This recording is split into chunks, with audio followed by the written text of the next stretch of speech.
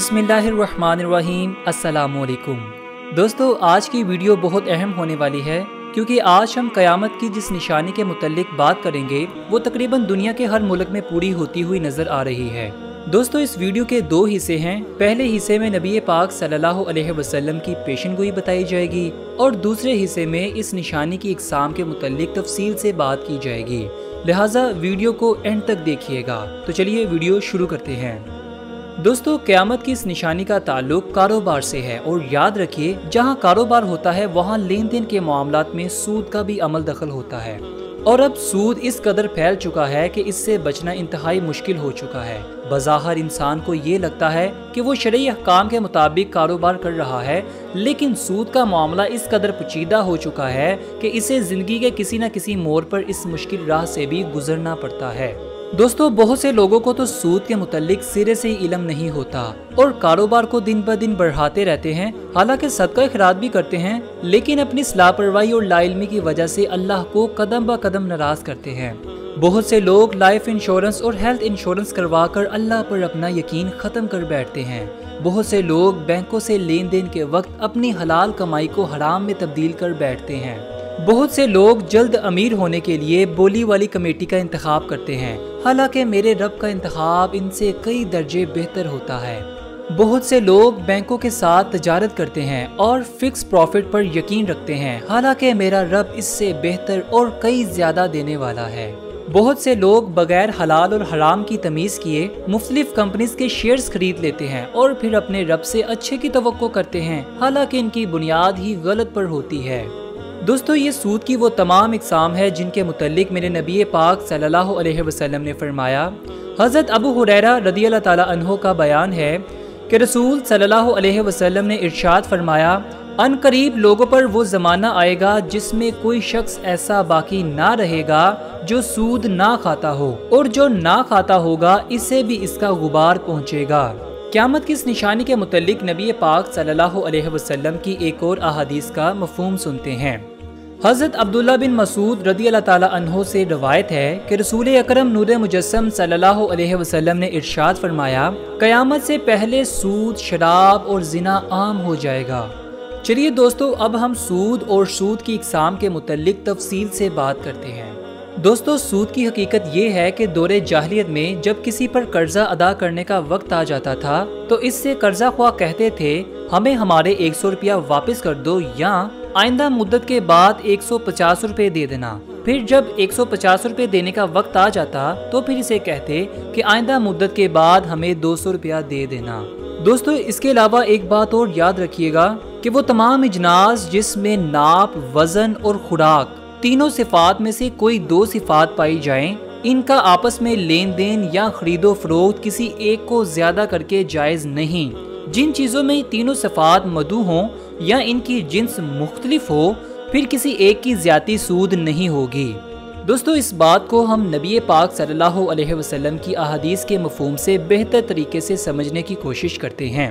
आप सल्लल्लाहु अलैहि वसल्लम ने फरमाया, सोना सोने के बदले, चांदी चांदी के बदले, गेहूं गेहूं के बदले, जौ के बदले और खजूर खजूर के बदले बराबर बेचना जायज़ है, लेकिन इनमें से किसी एक को घटाकर या बढ़ाकर बेचना सूद है। इससे मालूम हुआ कि जो चीज़ जितनी दी जाए इतनी ही वापस लेनी चाहिए। जितना सोना या चांदी दी हो या जितने रुपए दिए हों इतने ही वापस लेना चाहिए। असल माल पर कुछ जायद रकम का लेना, चाहे वो रकम कम हो या ज्यादा, सूद है। दोस्तों, सूद की इक़साम में से एक ये भी किस्म है कि लोग अपनी ज़ाती ज़रूरियात के लिए सरमायादार अफराद से कर्जा लेते हैं और इन्हें आइंदा मुद्दत के बाद रकम हर माह सूद के साथ वापस करते हैं। इसी तरह अगर बैंकों की बात की जाए तो कुछ लोग बैंकों से तजारत या ज़राअत के लिए कर्जे हासिल करते हैं और मुकर्रर करदा शर्त के मुताबिक सूद के साथ वापस करते हैं। इसे बैंक का सूद कहा जाता है। इसी तरह अगर फिक्स डिपॉजिट की बात की जाए तो कुछ लोग सूदी बैंकों में रुपया कुछ मुद्दत के लिए मसलन 5 साल या 10 साल के लिए जमा कर देते हैं, जो इन्हें 12% या 15% फीसद सूद देते हैं और मखसूस मुद्दत के अख्ताम पर इनकी रकम दुगनी या तिगनी होकर मिलती है। ये सब सूद है। लेकिन अगर कोई शख्स अपनी रकम किसी ऐसे बैंक में जमा करवाता है जो सूदी नहीं या इस्लामिक बैंक है اور وہ اسے مقرر کردہ سود کی بجائے نفع اور نقصان دونوں کی شراکت پر فائدہ یا نقصان دیتا ہے تو اس طرح کے بینکوں سے ملنے والی زائد رقم سود مقصود نہیں ہوگی۔ اسی طرح اگر لائف انشورنس کی بات کی جائے تو بہت سی کمپنیز اپنے متعین کردہ ڈاکٹر سے کسی شخص کا طبی معائنہ کراتی ہے اور وہ ڈاکٹر کمپنی کو اس شخص کی صحت کے متعلق رپورٹ پیش کرتا ہے کہ اس شخص کی صحت سے امید ہے کہ وہ 20 سال تک زندہ رہے گا۔ اس پر کمپنی اس شخص سے 10 یا 15 سال کے لیے معاہدہ کرتی ہے کہ مثلاً وہ شخص 10 سال تک ماہانہ اقساط میں انشورنس کمپنی کو 10 لاکھ روپیہ ادا کرے گا۔ 10 سال پورے ہونے کے بعد کمپنی اسے 50 لاکھ روپیہ دے گی۔ اگر وہ شخص 2 سال میں ہی فوت ہو جاتا ہے تو کمپنی کو لازمی طور پر اس شخص کے ورثہ کو 50 لاکھ روپیہ ادا کرنے ہوں گے۔ اگر کلائنٹ نے کمپنی کو 2-2.5 سال تک قسطوں میں رقم ادا کیا لیکن پھر کسی سبب سے اس نے اقساط مکمل نہیں کی تو کمپنی اسے 1 روپیہ بھی ادا نہیں کرے گی بلکہ اس کی جمع کردہ ساری رقم بھی ڈوب جاتی ہے۔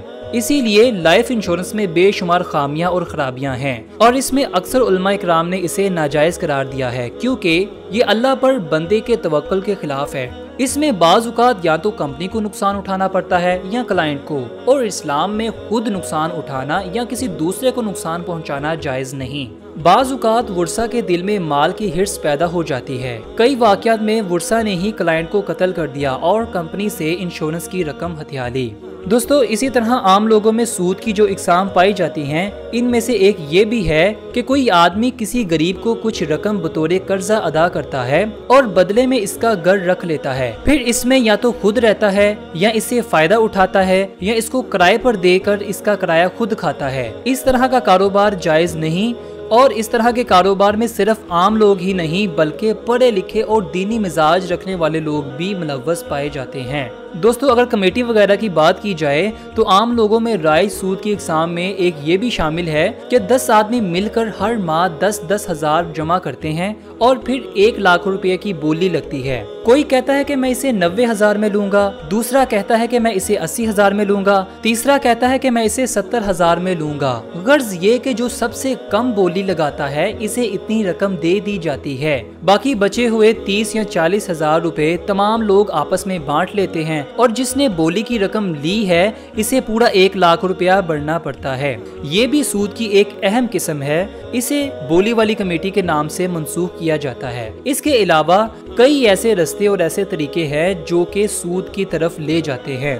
دوستو اگر بینکوں سے لین دین کی بات کی جائے تو آج کے دور میں انسان کو زندگی کے کسی نہ کسی موڑ پر بینکوں سے واسطہ پڑ ہی جاتا ہے، بالخصوص وہ لوگ جو ملک سے باہر رہتے ہیں اور انہیں اپنی رقم بھجوانے کے لیے بینکوں سے لازمی اور ضروری تعلق رکھنا پڑتا ہے، کیونکہ اپنی رقم بھجوانے کے لیے کوئی دوسرا رستہ اختیار کرنا قانون کی نظر میں جرم ہے۔ لیکن اگر کسی دوسرے رستے سے رقم گھر پہنچ جائے تو اس سرمایہ سے انسان کوئی جائیداد گھر یا پراپرٹی خریدتا ہے تو اسے انکم ٹیکس کا محکمہ اپنا شکار بنا لیتا ہے کہ اس کے پاس اس جائیداد کو خریدنے کے لیے روپے کہاں سے آئے۔ اس طرح آدمی قانون اور انکم ٹیکس محکمے کے چنگل میں پھنس جاتا ہے۔ ایسے حالات میں علماء نے مسلمانوں کو اس بات کی اجازت دی ہے کہ بوقت ضرورت سودی بینکوں کے ذریعے اپنی رقم منتقل کروا سکتا ہے۔ اس میں کوئی شک نہیں کہ آج کے دور میں بینکوں کے ذریعے رقم منتقل کروانا عام ضرورت ہے۔ اس طرح سود کی شرائط کے بغیر محض حفاظت کے لیے رقم رکھنے میں کوئی حرج نہیں۔ اگر اسی طرح کوئی شخص بینک میں کرنٹ اکاؤنٹ کا کھاتہ کھلواتا ہے جس میں اسے سود نہ ملتا ہو تو اس میں بھی کوئی حرج نہیں۔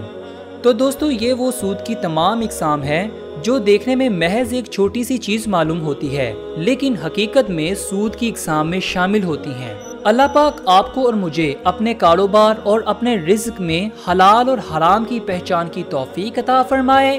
بندے کو اجازت دیجیے، اللہ نگہبان، با امید دیدار۔